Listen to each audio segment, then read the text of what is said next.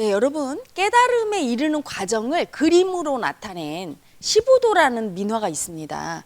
그게 뭐 언제부터 누가 그렸는지 설이 분분해요. 그래서 그 출처는 모르겠지만 아주 유명하죠. 그래서 예전에 왜 중산층 가정에 들어가 보면 이렇게 그림 하나 걸려 있는데 소를 탄 동자가 피리를 부는 그림 많이 보시지 않았나요? 저는 어린 시절에 친구 집에 가도 보고 옆집에도 있고 많이 있더라고요. 그래서 저게 뭐예요? 물으면 시부도라고. 그때는 몰랐죠. 시부도가 뭔지. 사람이 자기의 마음을 찾아가는, 마음을 찾아서 본성에 다다르는 그 단계를 10가지 그림으로 나타난 게 바로 시부도입니다. 근데 그 시부도를 제가 공부하고 나서 가만히 보니까 정말로 우리 수행 과정과 너무나 닮아 있어요. 그래서 오늘은 시부도를 한번 현대적으로 해석을 해볼게요.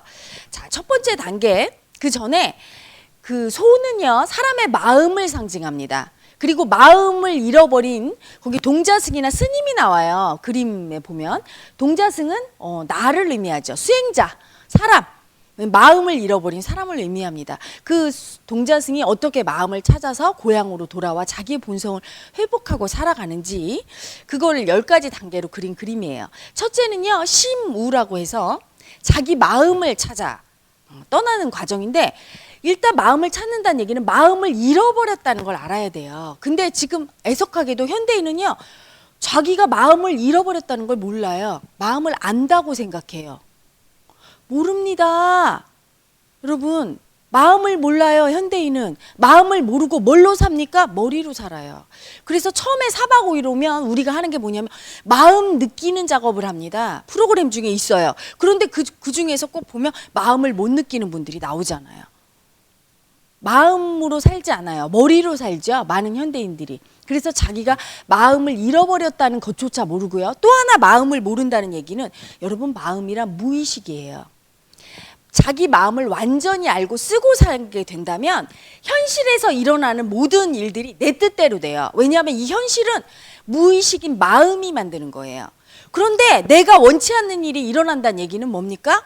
내 무의식을 내가 못 알아차렸다는 얘기예요. 알아차리면, 그리고 내가 그 마음을 쓰면 그럴 리가 없어요. 아직 못 알아차렸기 때문에 내가 원하지 않는 일들이 일어나는 거죠. 자기 마음을 모르는 분일수록, 무의식을 알아차리지 못하는 분일수록 현실은 내가 원하는 것들이 일어나지 않아요. 너무나 내가 싫어하고 내가 원하지 않는 일들로 가득해서 고통을 주게 됩니다. 현대인들의 고통은 바로 마음을 모르는 것에서 비롯되죠. 심지어 마음을 잃어버렸다는 것조차 알지 못합니다. 그래서 첫째는 내가 마음을 잃어버렸어. 마음을 찾아야 되겠어. 발심하고 길을 떠나죠. 여러분, 4박 5일 수행에 참가하시는 분들이 바로 그 심우의 단계라고 볼 수 있어요. 두 번째는 견적이라고 해서 마음의 소의 발자국을 찾아냅니다. 아, 이런 게 있구나. 드디어 마음의 흔적을 찾은 거예요. 마음이란 게 존재하네, 진짜로? 이렇게 흔적이 있는 걸 보니까 소가 있다는 건 분명하죠. 4박 5일 수행에 오셔서 자기 마음을 느끼면서 흠칫 놀랍니다. 내 속에 이런 살기가 있고, 내 속에 이런 배신감이 있고, 내가 이렇게 슬프고 외로운 사람이었어? 내 마음이 이랬어? 이렇게 찾아낼 때 우리가 그걸 견적이라고 할 수 있죠. 세 번째 단계는요, 견우라고 해서 소의 뒷모습이나 꼬리를 이렇게 발견하는 단계예요. 드디어 마음을 얼핏 봅니다. 여기 와서 수행 모임이 진행되면서 이틀이나 3일째 무의식에 대해서 강의하고 여러분 무의식을 보게 돼요. 여러분의 무의식인 마음이 어떤 일을 저질렀는지, 삶 속에서 내가 원치 않은 어떤 일을 만들었는데 내가 무의식인 마음을 알아차리지 못해서 내가 그토록 고통받는 현실이 창조됐다는 걸 드디어 마음으로 알게 됩니다. 그걸 견우라고 할 수 있죠. 드디어 마음을 본 거예요. 아, 마음이 현실을 만들고 있구나. 내가 그 마음을 못 알아차리니까 그 마음이 제멋대로 날뛰면서 현실을 만들고 있구나. 이렇게 보기 시작하는 단계. 그게 견우입니다. 그 다음이 득우죠. 득우는 뭐냐면 소를 딱 잡은 거예요. 근데 이게 잡기가 쉽지 않아요. 막 날뛰는 소를 간신히 잡습니다. 여러분, 여기 와서 마음 에너지가 워낙 세죠. 그래서 자기 마음을 어떻게 잘 다스릴 수 없어요. 그래서 마스터님이 이렇게 하십시오 하는데 그 마스터님이 가르쳐준 순서대로 하시는 분이 있다면 그분은 공부의 경지에 오른 분이에요. 도의 경지에 오른 분이라 이 말이죠. 처음 만났을 때 내 마음은요, 날뛰는 소와 같아요. 말을 안 들어. 소가 얼마나 힘이 셉니까? 근데 말을 안 들으니까 막 땀을 뻘뻘 흘리고, 그래도 말을 안 들어요. 그 소를 잡으려니 안 잡힙니다. 이리저리 날뛰면서 그 소를 잡으려고 애쓰는 단계. 그래서 마음 공부할 때 힘들다가 당연히 올라오는 거예요. 마음이 그렇게 말 잘 듣는 소면 턱 해갖고 그냥 끌고 가죠. 말을 안 들으니까 그거와 사투를 합니다. 살기의 마음, 서러운 마음, 외로운 마음, 남을 못 믿고 의심하는 마음, 포기하고 싶은 마음, 너무 힘들어서 그만두고 싶은 마음, 별 마음이 다 올라오죠. 죽고 싶은 마음. 그 마음들과 싸우는 거예요. 그래서 그 마음들을 내 뜻대로 좀 이렇게 움직일 수 있도록 길들이는 거. 그게 바로 5번째 단계인 그 두구 단계죠. 두구는 딱 이렇게 잡는 거죠. 자, 5번째 단계는 그래서 모구입니다. 모구는 뭐냐면 소를 길들이는 단계인데 두구 단계를 지나서 소를 딱 잡고, 즉 마음을 딱 잡아서 알아차려요. 이제 마음이 뭔 줄 알았어. 무의식에서 마음이 어떻게 만들어지는지 알았어요. 마음이 어떤 현실을 만드는지 알았어. 그 다음에 모구입니다. 소를 길들이죠. 막 날뛰는 소를 내 뜻대로 하려고 막 길을 들이는 단계예요. 이때 업장이 두텁고, 즉 우리식으로 얘기하면 관념이 세신 분들은 이 모구 단계가 길어져요. 말을 안 듣지. 엄청나게 심하게 저항하죠. 반항심이 심해 보세요. 마스터님이 이렇게 하십시오. 근데 싫거든요. 힘들거든요. 못하겠거든요. 이렇게 반항하잖아요. 이 마음이 뭡니까? 서러움이 심하면 그걸 많이 버려야 되고, 우울함이 심하면 많이 버려야 되고, 분노와 살기와 두려움과 여러 가지 열등의식과 수치심과 이 마음을 어느 정도 많이 버려야 길이 듭니다. 소가 내 뜻대로 움직여요.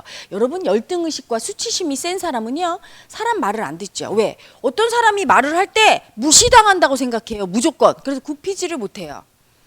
두려움이 큰 사람도 달려들어서 어떤 일을 하지를 못합니다. 무서워서 피하죠. 분노와 살기, 저항성이 센 사람은 말 안 듣죠. 당연히. 사회 법과 도덕까지 위반하고 교도소 들어가고 하지 않습니까? 그게 다 마음의 작용이에요. 그래서 모구 단계에서 보면 소의 색깔이 변합니다. 아주 새카맣게 업장이 두텁고 관념이 가득한 이 마음의 때가 씻어지면서 하얗게 보드라운 색깔로 이렇게 변해요. 그래서 마음이 많이 맑아지고 청정해지고 닦인 상태에서 드디어 말을 들어요. 소가. 그러면 여러분 많이 보셨던 동자가 소 등 위에 올라타서 피리 불고 귀가하는 그 그림.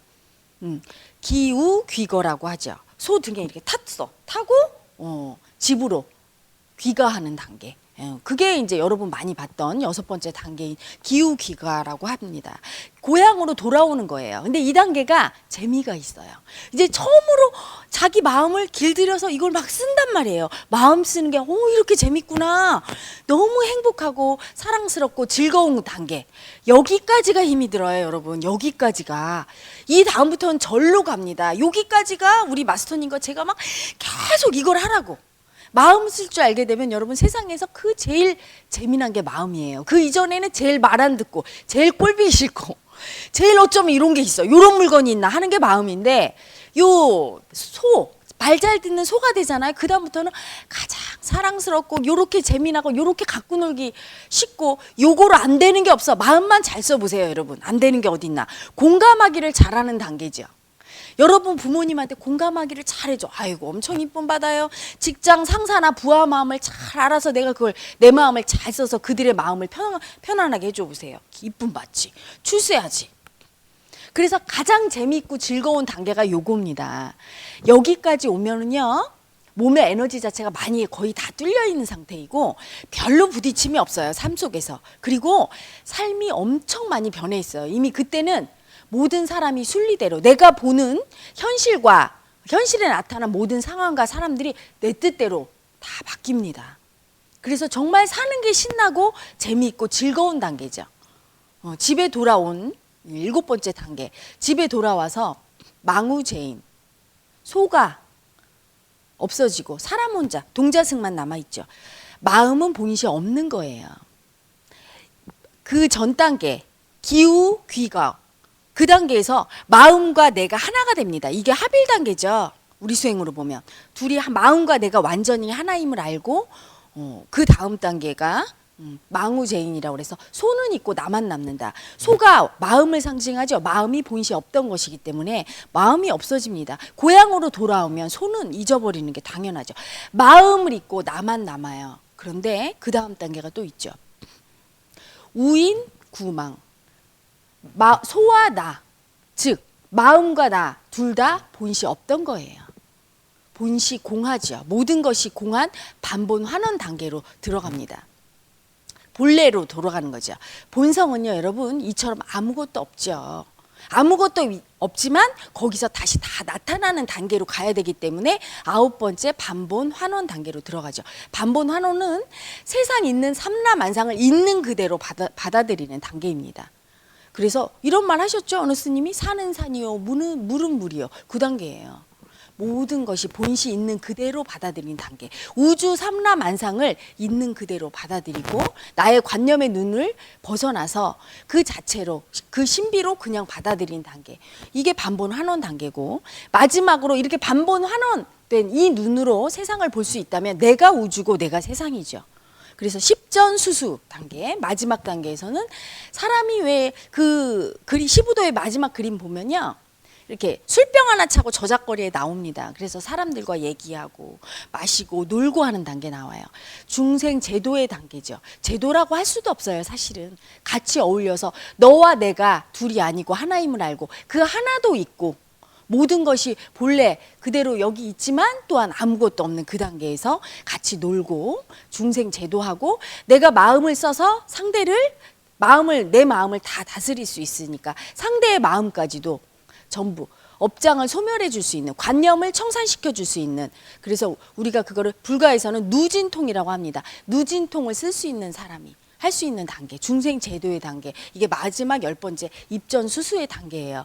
그런데 우리 수행을 하다 보면 이 단계를 그대로 거치는데 어디까지가 여러분 문제냐면, 기우귀가 소 등에 타서 마음을 마음대로 부릴 수 있는 단계까지 가야 되는 거예요. 그래서 여러분 지금 깨달음 학교 학생분들은 거의 그 단계로 왔어요. 마음 쓰잖아요. 여러분 역할극, 상황극하고 사박월 수행자분들 오면 마음 파동, 여러분 마음 파동 쓰죠? 그분이 안 올라온다고 하면 어떻게 합니까? 애정결핍이 심해. 그런데 애정결핍을 못 느껴. 그러면 여러분 마음 파동으로 애정결핍 딱 올려서 쳐주잖아요. 그럼 저분이 올라오고, 그분의 우울함이 안 올라오면 내 우울함을 써서 쳐주면 올라오고, 두려움을 써서 내 두려운 마음을 써서 저분을 올려주고, 이게 전부 마음 쓰는 단계예요. 얼마나 자유자재하게 쓸 수 있느냐가 그분의 도력이라고 제가 얘기하죠. 잘 쓸 수 있으면 남을 도울 수 있게 되고, 그때 벌써 돕기 시작합니다. 내가 마음을 써서. 그리고 그 마음을 자유자재하게 써서 재미를 느끼는 단계. 그 단계에 여러분 와 있는데, 이 단계까지만 오면 그 다음부터는 절로절로 갑니다. 마음을 재미있게 쓰고 놀다 보면 마음 에너지가 잘 흘러요. 흐르게 되면 흐르는 건 사라져요. 본시 없던 거니까, 원래 없던 거니까 하나씩 사라집니다. 마음도 잊혀지고 나도 잊혀지고, 그 단계에서 우주는 다시 태어나요.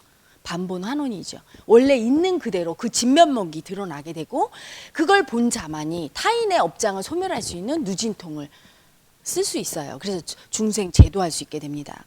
그래서 제가 시부도를 공부하면서 다시 이렇게 보면서, 이게 우리 수행과 너무나 마음을 사용해 나가면서 쓰는 단계까지 우리 수행을 너무나 명확하게 표현하고 있어서 한번 현대적으로 우리 수행에 대입해서 한번 표현을 해봤습니다. 시부도에 대해서 불가에서 많이 해석한 글들도 있고 한데, 여러분 사실은 그 그림을 보고 해석한 글을 아무리 읽어도 아무 소용이 없어요. 그림의 떡이에요. 여러분 그림의 떡을 100개를 본들 배부릅니까? 배부르지 않죠. 직접 수행을 통해서 그 단계를 거쳐서 체험으로 넘어가야 돼요. 깨달음이란 체험, 증득의 묘미가 있는 거지, 머리로 알아서는 저렇게 재미있게 소등에 타서 피리 불고 노는 그 단계를 내가 체험해야 되는 거지. 그렇구나. 머리로 알아서는 아무런 가치가 없고 쓸모가 없습니다. 본식 깨달음이란 자기가 삶을 통해 그래서 구현하는 게 깨달음이죠. 마지막에 그 중생 제도, 누진통을 쓸 수 있는 단계까지 우리가 가는 게 목표예요. 그래서 이 세상에서 사랑으로 어울려 살아야 그게 올바른 깨달음이에요. 여러분 저 산속에 혼자 들어가서 거룩하게 도 닦아서 뭐 하시려고요? 뭐 하시려고 그렇게 도 닦습니까? 사랑이 없다면, 타인에게 내가 사랑을 전할 수 없다면 그 깨달음은 허망한 겁니다. 올바른 깨달음이 아니에요. 우리가 왜 태어났어요? 사랑인 이 세상에서 서로 마음을 주고받아서 사랑으로 살려고 태어났는데, 자유자재하게 마음을 다스리고 고통받는 사람을 내가 사랑으로 도와줄 수 있다면 그게 올바른 깨달음이고, 그것을 그림으로 나타낸 게 시부도고요. 그 시부도를 체험하고 싶은 분들 자운성가에 오십시오. 자운성가에서는 시부도를 가르치는 곳이 아니고 몸과 마음으로 체득하게 하고 증득하게 해서 그런 삶을 살도록 이끌어주는 수행터입니다. 여러분 기다리고 있으니 오셔서 체험해 보시기를 바랍니다.